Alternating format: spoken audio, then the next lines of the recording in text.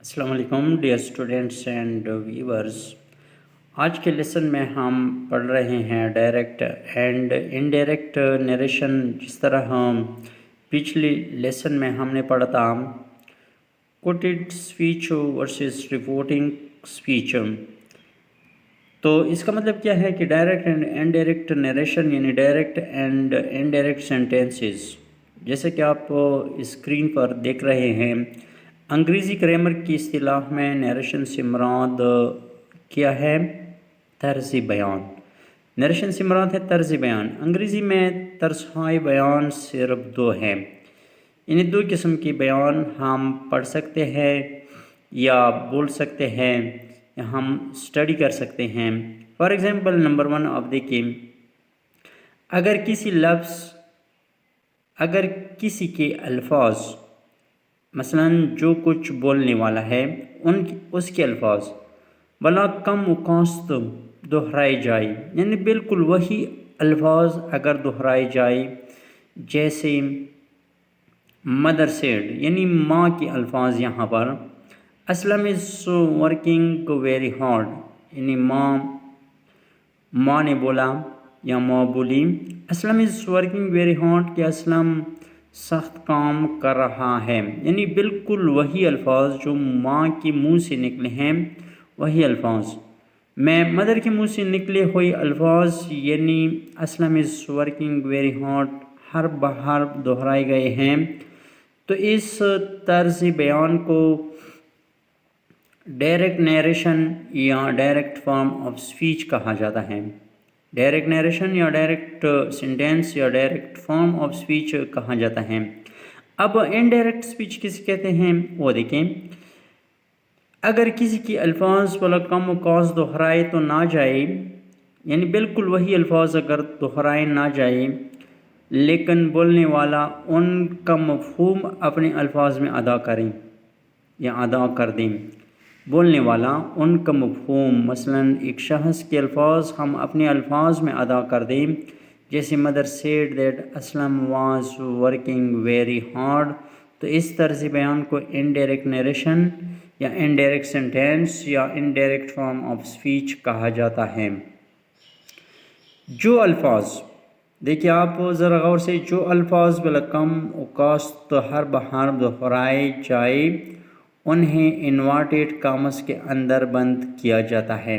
جو کام ہم لکھتے ہیں، جیسے کہ آپ مثال میں دیکھ رہے ہیں Aslam is working very hard, ان کو یعنی ان کے الفاظ کو، ماں کے الفاظ کو انورٹیڈ کامس میں بند کیا گیا ہے.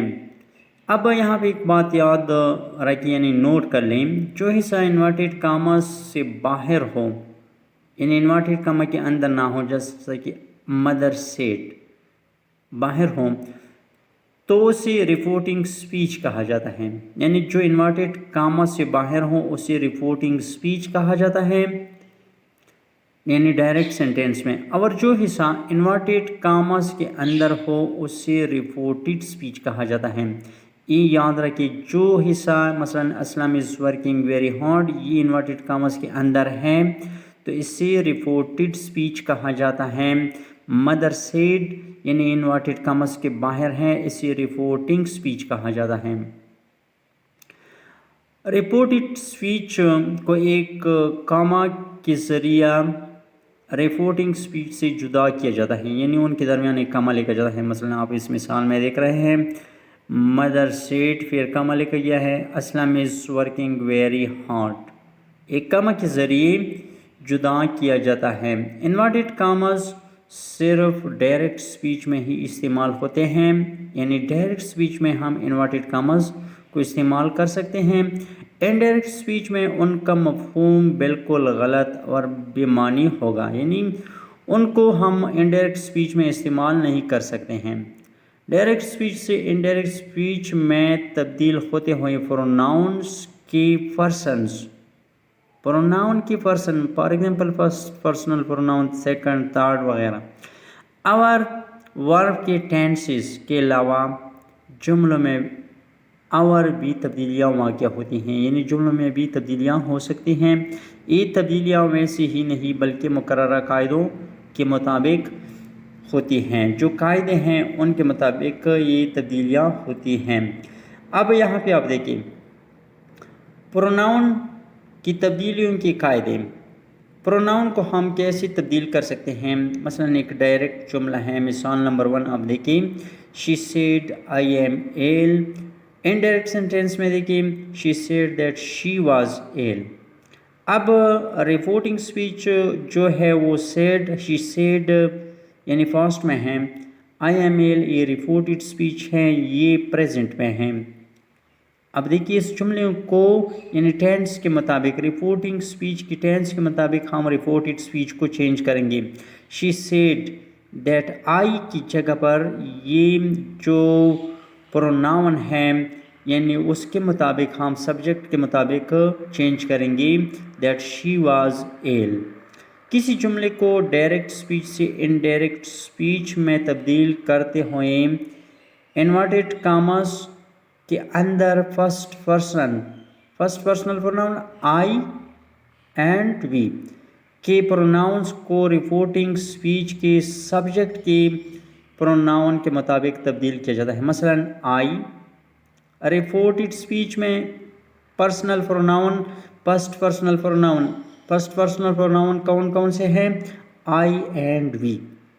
اب ان کو ہم رپورٹنگ سپیچ کے سبجیکٹ کے مطابق یعنی رپورٹنگ سپیچ کا سبجیکٹ جو ہے she ہے اس کے مطابق ہم تبدیل کریں گے۔ مثلا ایک جملہ ہے، آپ یہاں پہ دیکھیں ڈائریکٹ سینٹینس، آپ یہاں پہ دیکھیں I say to her you sold your book۔ I say to her that she۔ اب یہاں پہ تھرڈ پرسنل پروناؤن ہے جو ہر ہے، اس کی جگہ پر ہم she لکھیں گے that she sold her book۔ اسی طرح بہت سی بھی تبدیلیاں ہو سکتی ہیں۔ اب ٹینسز کے بارے میں ہم ٹینس کو کیسے تبدیل کر سکتے ہیں، ٹینسز کی تبدیلیوں کے قاعدے۔ مثلا پریزنٹ ٹینس کو اسی فارم کے پاسٹ ٹینس میں تبدیل ہو جاتا ہے یا کیا جاتا ہے۔ مثلا ایم کو واز میں، آر لوننگ کو ور لوننگ میں، رائٹ کو روٹ میں۔ اسی طرح ہم از رائٹنگ یا ایم رائٹنگ کو واز رائٹنگ میں تبدیل کیا جاتا ہے، آر رائٹنگ کو ور رائٹنگ میں، ہیز یا ہیو ریٹن کو ہیڈ ریٹن میں تبدیل کیا جاتا ہے، ہیز بین رائٹنگ یا ہیو بین رائٹنگ کو ہیڈ بین رائٹنگ میں تبدیل کیا جاتا ہے۔ پاسٹ انڈیفینٹ ٹینس کو پاسٹ پرفیکٹ ٹینس پہ تبدیل کیا جاتا ہے۔ مثلا روٹ کو ہیڈ ریٹن میں، ایٹ کو ہیڈ ایٹن میں، اسٹول کو ہیڈ اسٹولن میں تبدیل کیا جاتا ہے۔ تو اسی طرح ہم اور بھی تبدیلیاں کر سکتے ہیں ٹینسز کے لحاظ سے۔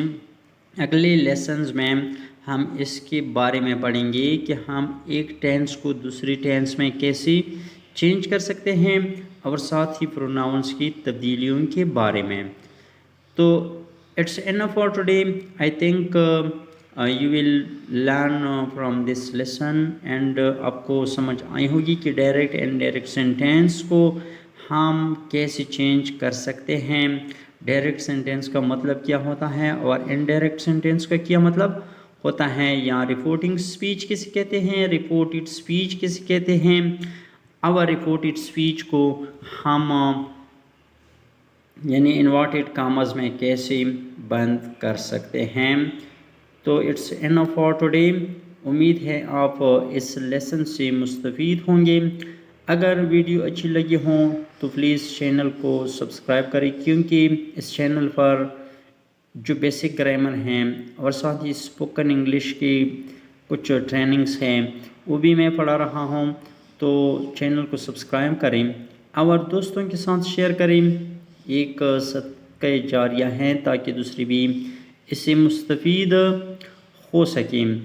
تو انشاءاللہ نیکسٹ لیسن میں ہم پڑھیں گے ٹینسز کی تبدیلیوں کے بارے میں اور پروناؤن کی تبدیلیوں کے بارے میں کہ ہم پروناؤنس کو کیسے تبدیل کر سکتے ہیں، اور لائیو مثال بھی ہم یعنی ٹینسز یعنی جو سینٹینسز ہیں ٹینسز کے لحاظ سے یا پروناؤن کے لحاظ سے وہ بھی جملے لکھیں گے اور ان کو پھر ہم چینج کریں گے. Thanks for watching.